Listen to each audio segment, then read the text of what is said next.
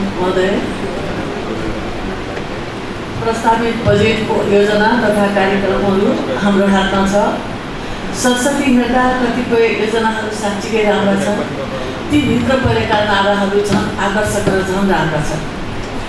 संहिताको यो प्रथम योजना तथा कार्यक्रमहरूमा सर्वहारा भनिने चरम गरिबीमा रहेका बालबालिका, महिला तथा नागरिकहरूलाई उनीहरूको उद्धारको लागि ठोस कार्यक्रम पुगेन भन्दै आफ्नो केही मुद्दाहरू र सुझावहरू म थप्न अनुमति चाहन्छु र पूर्ववक्ता हाम्रा नेता माननीय इन्द्र बानियाज्यूको भनाइलाई पूर्ण समर्थन गर्दै म आफ्नो भनाइ केही राख्न अनुमति चाहन्छु।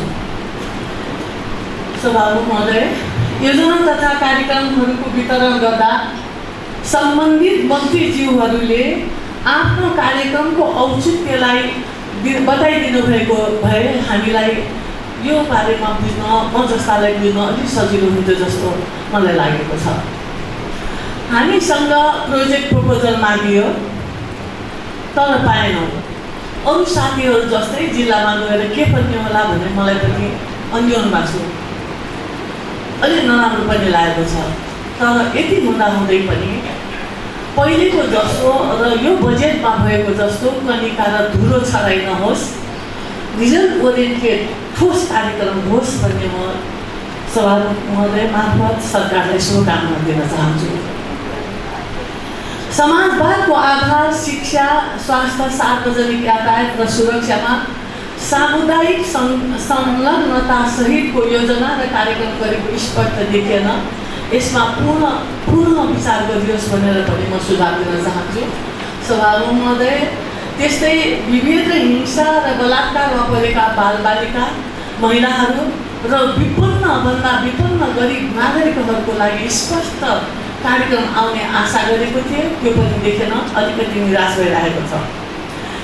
कृषि व्यवसायको विषयगत क्षेत्रमा आत्मनिर्भर हुने योजना कार्यक्रमहरू देखिन्छन्, तर आत्मनिर्भर कसरी हुने भन्ने कुरा स्पष्ट छैन। यस्तै निर्यात गर्न सकिने पश्मिनाको लागि च्याङ्ग्रा पालन र चरण क्षेत्रमा बढी ध्यान दियोस्, साथै सहकारीहरूसँग सरकारले सहकार्य पनि यस क्षेत्रमा गरोस् भन्ने म निवेदन गर्न चाहन्छु। यस प्रदेशको सबभन्दा डरलाग्दो समस्या भनेको विषादी प्रयोग, पूर्ववक्ता साथीहरूले पनि भन्नुभएको छ।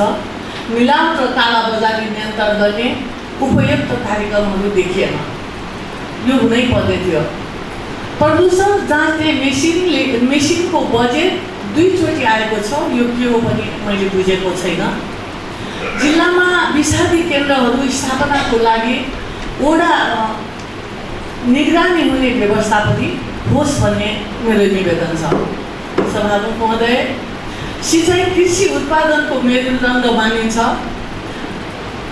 सिँचाइमा अझ बढी जोड दिन अत्यधिक खोला नालाबाट सम्भाव्य ठाउँमा माइक्रो हाइड्रो प्रोजेक्ट चलाई तेलदेशबाट सिँचाइ हुने योजनाको साथै टारहरूमा र समथर जमिनहरूमा सिँचाइको तत्काल र दीर्घकालीन योजना र बजेट अझ होस्, ठोस रूपमा होस् भन्ने म सुझाव दिन चाहन्छु। त्यस्तै मल उत्पादनको लागि डाँडा, छाडा र रिटायर्ड गाई वस्तुहरूलाई एक ठाउँमा राखेर उपयुक्त ठाउँमा राखेर उत्तमभन्दा उत्तम मल उत्पादन गर्ने केन्द्रहरू खोलियोस्। यसमा बेरोजगार युवाहरूलाई पनि लाउन सकिन्छ। सरकारको सानो लगानीले ठुलोभन्दा ठुलो र महत्त्वपूर्ण उत्पादन दिनेछ भन्ने मैले बुझेको छु। यसको यो उदाहरण हेर्न धेरै टाढा जानु पर्दैन, इन्डियामा हेरे हामीलाई पुग्छ। यसले गर्दा रिटायर्ड छाडा वस्तुहरूले एउटा सुन्दर रिटायर्ड लाइफ पनि बिताउन सक्यो भने एउटा हामीलाई पनि धेरैभन्दा धेरै नाफा हुने थियो। सभामुख महोदय, पर्यटक प्रबन्धनमा योजनाहरू राम्रा छन्। डकुमेन्ट्री बनाई विभिन्न भाषाहरूमा प्रचार गरिने भनिएको छ, यो स्वागतयोग्य छ।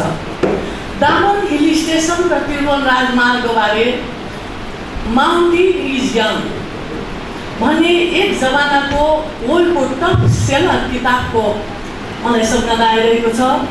त्यो किताबलाई डकुमेन्ट्री वा सिनेमामा रूपमा बनाई यसलाई हामी विज्ञापनको रूपमा हामी राख्न सक्छौँ।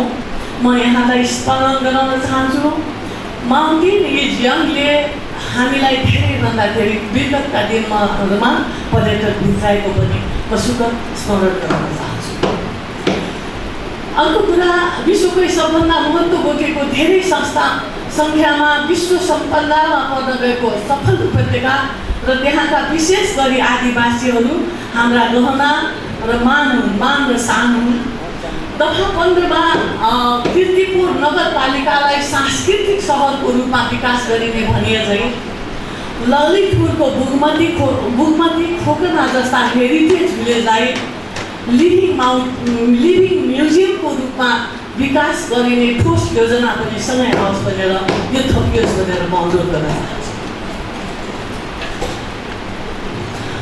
गुना 29मा टिमुर, चिउरी, बाँस आदिका बेसिक अध्ययन गरी पुस्तक प्रकाशन गर्ने भनेको छ। तर म यसलाई विगतमा पनि धेरै अध्ययनहरू भइसकेका छ, पुस्तक मात्र होइन कार्यान्वयन गर्नुपर्ने म सुझाव दिन्छु।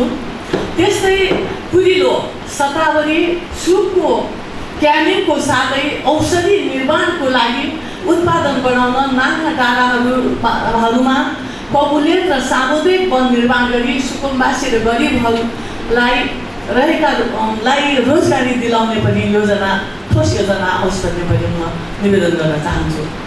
त्यस्तै सभामुख महोदय, उद्योगमा प्रस्तावित योजनाहरूको अतिरिक्त भटमासबाट बन्ने टोफू, चिज, फ्रुट जुस, ओटमिल, बङ्गुरको मासु, तरुल, फर्सी, खुर्सानीको ग्रेडिङ प्याकिङ उद्योग स्थापना गरी उत्तरको तिब्बतमा आउने लगभग 2 करोड पर्यटनहरूलाई निर्यात गर्ने व्यवस्था सरकारले चाल्नु पर्दछ भन्ने म अनुरोध गर्न चाहन्छु।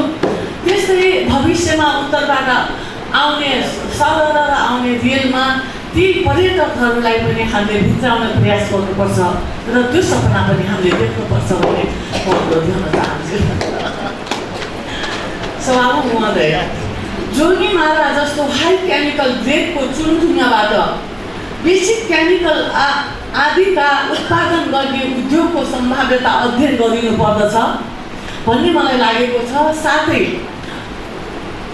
बनमारा घाँसबाट पकाउने ब्रिकेट उत्पादन गरी एलजिबी ग्यासको निर्यातलाई पनि हामी घटाउन सक्छौँ र रोजगारीको एउटा मुख पनि हुन सक्दछ।